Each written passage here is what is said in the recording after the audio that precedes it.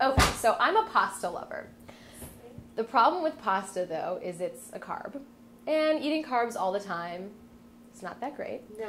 So I discovered a while back spaghetti squash, which is squash, but when you cook it, it acts like spaghetti, and you can treat it like spaghetti. So you can dress it with tomato sauce or with Parmesan and olive oil or however you want to, like you would do spaghetti, but it's a lot healthier for you because it's a vegetable and it's not a carb.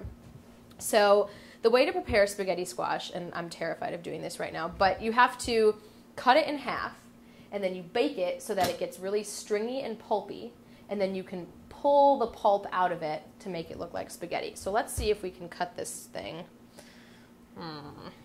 Oh, geez.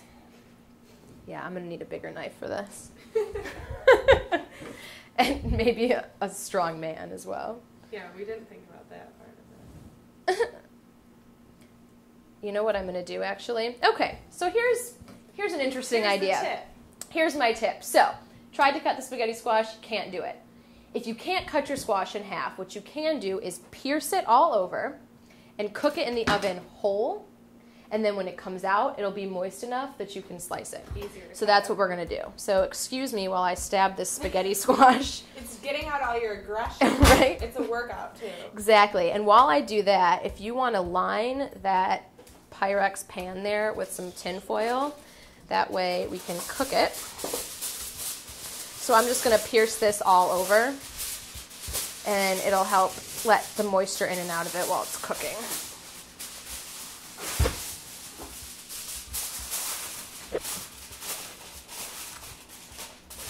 So you really want to make sure that you've punctured the spaghetti squash all over. You know, don't miss any parts of it. Make sure the whole thing is nice and sliced up. Nice. A lot of stab wounds in there. And then once you've done that, you can just take the whole thing, stick it in a pan, and stick it in the oven 350 for about a half an hour, and it should be nice and soft. Great. So the spaghetti squash that we're going to be making is sort of a Greek pasta salad, if you will, except it's spaghetti squash. So what we're going to add to it are grape tomatoes, and I prefer the orange ones over the red ones. I just think they have a better taste to me, but you can do whatever color you want. Actually, they make those cool little mixtures with kumatos and red and orange and yellow and heirloom baby tomatoes, whatever you feel like doing. We'll also do black olives, and I know a lot of people have an aversion to olives, but I happen to like them. I love them. So we'll do black olives, and then we'll also add feta cheese and some basil as well. All right, so now that we've combined the tomatoes and the olives, we're going to add basil, and we're going to do this technique called chiffonade, where you take all of your basil leaves that you've pulled off of the stems, and you pack them tightly together and roll them up, and then you start slicing them, and they come out in little strips. So you just keep going and slice down the whole leaf, and you'll end up with little strips of basil that make it much easier to eat, and it's also much easier to cut it as well. And then once it's all cut, we'll add it to the bowl. All right, so the spaghetti squash has been cooked. When you feel it, it's very warm because we just took it out of the oven, but you can feel that it's sort of softer. Right. So what we're going to do is, and I think it's best to use a serrated knife, and we're just going to cut it in half completely. You can feel the heat. Steam coming out of there too, right? It smells so good. Yeah, oopsies are going flying. And when you open it up, what you're going to find is the inside is going to have, the whole middle is going to be filled with seeds, and then you're going to see these spaghetti-looking strands. You're so smart. All right, so here's another entertaining trick I learned. I take the garbage bag and put one end in the drawer and shut it so that it's hanging here. Because what we're going to do is take a fork and scrape out the inside and the middle, because you want to make sure you get rid of all these seeds that are in there, and you don't need them, so we just throw them in the trash. Sure, let's grab another fork. And be careful because it's very warm. Here's a bit for that.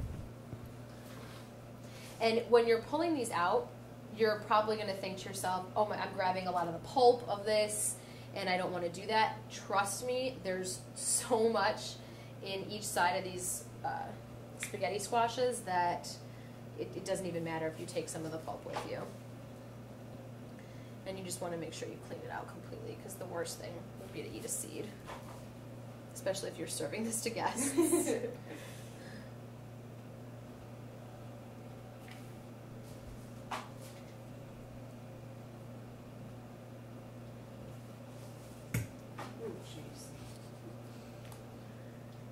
think I get a gold star. Yeah, you went a lot faster than I did. Maybe mine were easier. Now I'm being picky.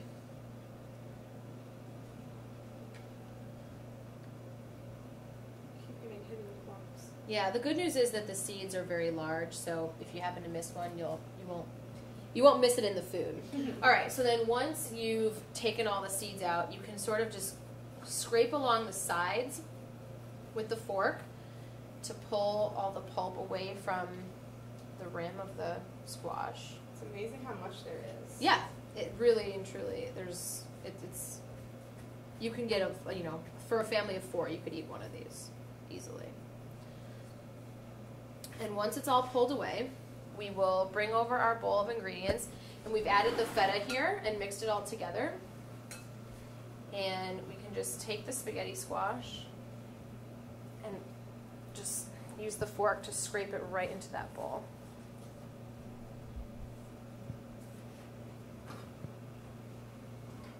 It's really warm. Here, I'll grab that one.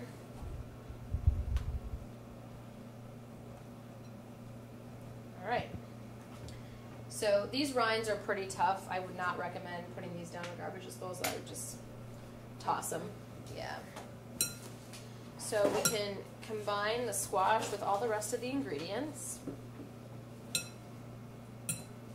Once everything is mixed up, we'll dress it, and this is where you can get creative and do whatever you want.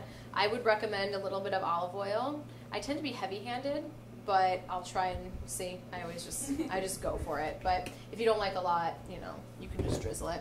Garlic salt, of course. I put this on everything. And remember, you're going to mix it in, so it might look like you're putting a lot on the top, but you're going to mix it through. And then we'll be a little spicy, put some crushed red pepper. It up a little bit. Yeah. And you can go ahead and put whatever you want on there.